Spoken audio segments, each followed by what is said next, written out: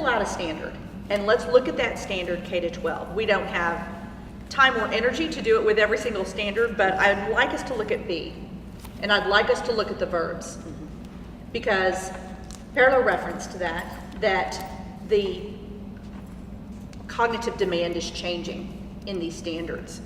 And I go from discuss with adult assistants in kinder. I keep the verb discuss through grade 2. That verb then becomes explain in 3-4. It becomes analyze from 5 to English 2, and then it shifts to evaluate. So we have to be cognizant of what comes before us in the grade level. First of all, the first year of adoption, there are gaps to fill. And I've said this before and I'll say it again, I say it everywhere that I go, the 5 most dangerous words in education are, they should be able to. We can't keep saying, kids should be able to do this. First, we have all new standards. So we have to fill gaps that weren't filled before. But also, my challenge all the time is, our job title is teacher. Teach them how. Don't complain about the fact that there is a gap. Fill the bucket. Be a bucket filler. So when I look at that, I think about explaining this to teachers. How do we get to evaluate by 12 when we start with discuss? So I was thinking about this, and I love everything to do with the zoo. I would spend a lot of time there if I could. So if I move from if I start with discuss, has anybody here been to the zoo? Let's discuss what you did at the zoo. And that becomes this certain level of conversation.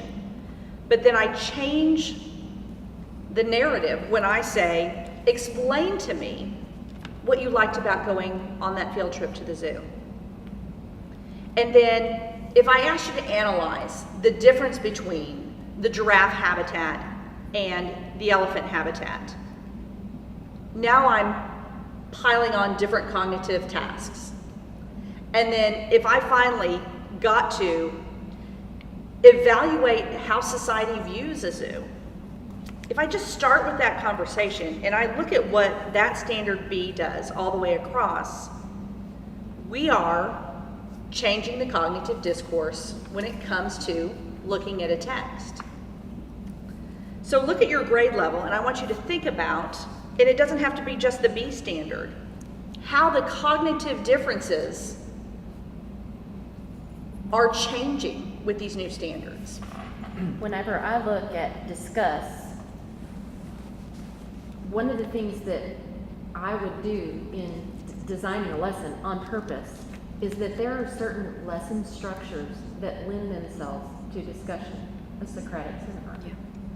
There are certain lesson structures that lead to analysis. I'm thinking typicast for poetry. And so these verbs can guide us and send us as teachers to look for instructional design, lesson design features that can achieve the goals that are here. And so maybe we start building our repertoire as teachers of what are the lesson design features that are most suited toward the verbs that are in the standards. Well, and one of the things we've talked a whole lot about with the knowledge and skills statement is that every single one of them is a reading teak and a writing teak, but it also includes the listening, the speaking, and the thinking. And when we start with those discussions at the lower levels, we're teaching students how to have conversations, how to listen, how to think in a lower risk way before they're asked to do it where they're explaining and analyzing. So we're starting at that low level where students are doing those discussions, but we train them how to have those conversations. We might use sentence stems. We might use some ways to get students just started with those conversations so that they can communicate with each other effectively. When I look at that strand B, it really, to me, it leads into that inquiry piece. They're tied together. A discussion can take you so many places. And just from a question, you can get a 30-minute conversation with students. And then you get to see into their eyes and their world who's had that experience, who can carry that skill over, who can help someone else. They all tie together, and the complexity of the text will change as they begin to move up grades. But if we build that foundation with discussion, that opens the door for our 12th graders, our 9th graders, our 7th graders, even our 5th graders to be able to master these standards. And that's where we're trying to get them, is to mastery. We can't do that if we never discuss it. It has to be said out loud, talked about, looked at. We have to write about it. We need to read about it. We need to have multiple sources from that. And it just stems from a discussion. If I ask the right question, what can I get from that? You guys bring up a lot of good points, and we're looking at this from what we can learn, or what can we challenge a child to do. This is going to require us to do a lot more thinking as a teacher about how effectively that we can evaluate what a kid is saying to see what they understand or what they do not understand. You do have to have discussion so that they can have a clear understanding of what it means, so that we can analyze, we can go forward. And as a teacher, if you're not listening carefully for what type of, how complete a child is understanding a topic, he can't analyze, he can't evaluate. And so a teacher has to dissect now more. And so these strands are just as challenging for a teacher, so they can evaluate what a kid is understanding and where they miss it, so we can pick them back up when it comes down to closing gaps and such. I heard a speaker the other day say, it's not about coverage, it's about comprehension. And so it can't be about, I have to do this, I have to do this, I have to teach, I have to make sure they read Diary of a Wimpy Kid, I have to make sure that they read 5 to 1, I have to make sure that they read How Soccer Changed the World. I have to make sure it's not about coverage. It is about comprehension. So I want you to look at the strand as a whole. How do all the moving parts in this strand change how we talk about text with students? What formative assessment opportunities do you see here that help you gauge where students are and how they're learning? Because this strand changes how we talk about text. Well, one of the things that I've probably noticed the most is that if I'm using a mentor text that we are reading, then I need to be able to use that same mentor text in writing. So I've got to have the knowledge of what we're doing as readers to be able to inform what we're going to be doing as writers. And I also see that this really ties to those response skills, which we've already covered before, but it also, all these strands all intermingle together, because it really does change the way we think about this, and it integrates so many pieces of literacy together. It takes away all the segmentation that we have done for so long, to where we're reading this, we're writing this, and the kids aren't seeing the cohesion. They're not seeing the connections. This is going to cause teachers to really think about, how do I make that connection for students? How do I help them see and apply this when they read and when they write? So in the author's purpose and craft, each one of these standards, each one of these student expectations, I believe lend itself for a very holistic approach to texts.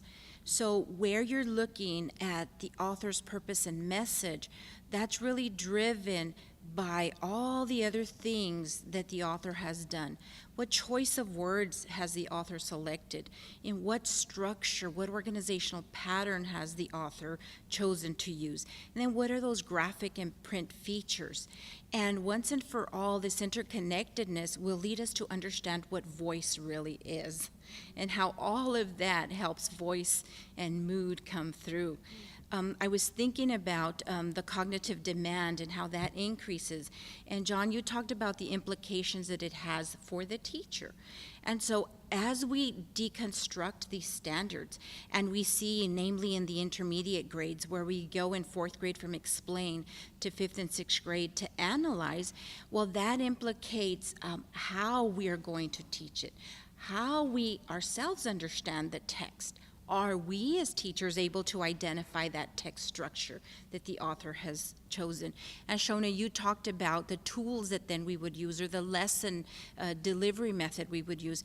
In addition, what supports are we providing students, especially our most fragile children? Are we using specific graphic organizers that will help them understand the specific text structure of that piece that we're going to talk about? So for example, for in the lower grades, if we're talking about discussion, we our teachers need to be able to know what discussion really means. So what are the instructional tools I'm gonna use to make that effective? And going back to questioning, going back to, okay, what does discussion sound like, look like in my classroom, right? And what is the end in mind? What do I expect my kids to know? I need to be able to model. Where am I need to take them? I need to model. I need to make it, I need to know the meaning of it. I need to transfer the meaning for my students so they be able to know. Then it doesn't become a checklist, and then I take opportunities across, right?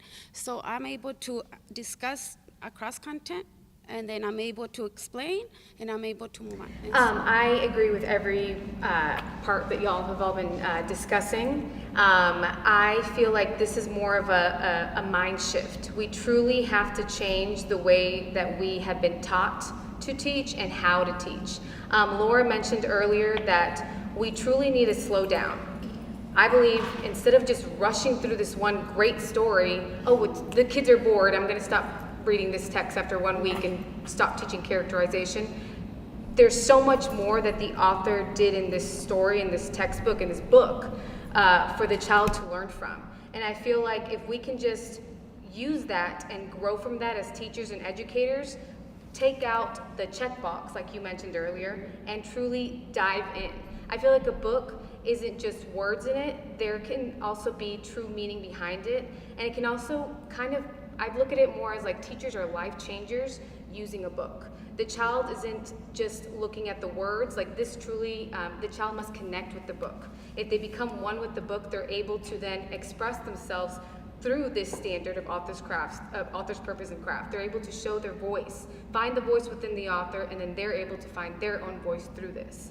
So listening to all of y'all, the teaching aspect, we're not just teachers of teaks and content. This is where I got to the point of we're teachers, like we're life changers. We're teachers of how to be able to express yourself through text, through books. And I feel like we can build so many relationships with this. So, I mean, that's exactly what we're gearing towards. And Norma just said something really that struck me. She's like, we're going to have to do a lot of modeling. And I may become a little preachy right now, but we teachers are going to have to become readers and writers ourselves. Mm-hmm. We cannot wait till we hit that classroom to decide, we're going to write with our kids. We cannot wait to that classroom to decide, we're going to read this and that's going to be it. And I know life gets crazy. I know life, but we have to be readers and writers, or else we're not going to be able to model for them effectively. And what are we going to do? Just sit around and talk about a book for a while? I mean, that's not going to do anything for them. So we have to be making those solid connections for them. It also takes me back to the introduction statements, to where it talks about authentic texts. And being in several classrooms, I know we tend to get into the star mode of practicing passages. But think about how that authentic text, if we start that with students and we're really picking really great books. And I think we kind of get into a rut a lot of times as teachers. Well, we've always used this text, or this is the text I've always used to teach this. We've got to broaden our view and our inquiry into looking at different authors and different texts and different genres, because it's very easy for us to get in a rut too. So if we're able to expose kids to these, when they do get to those specific test type genres, they'll be able to access those because they've had such authentic text presented to them as well.